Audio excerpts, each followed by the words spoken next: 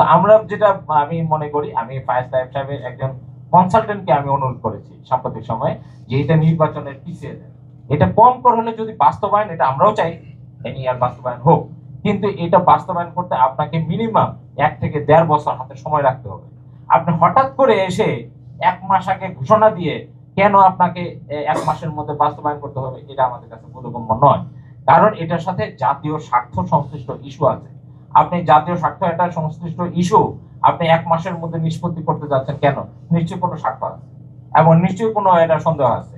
এবং এই বিতর্কিত প্রতিষ্ঠান দিয়ে আপনি একটা দুর্নীতিগ্রস্ত প্রতিষ্ঠান দিয়ে আরেকজনকে টাকা তুলে দিয়ে বিটিআরসি যে কার্যক্রমের ব্যবস্থা করেছে, এই বিটিআরসি কিন্তু আগামী দিনে গত 3টে চেয়ারম্যানের বিরুদ্ধে মামলা হয়েছে। আমি আজকে বলি, এই বর্তমান বিটিআরসি এবং দায়িত্বপ্রাপ্ত যারা আছে, এই শুধু এনইআর নিয়ে আগামী দিনে তারাও মামলায় ঝুলবেন।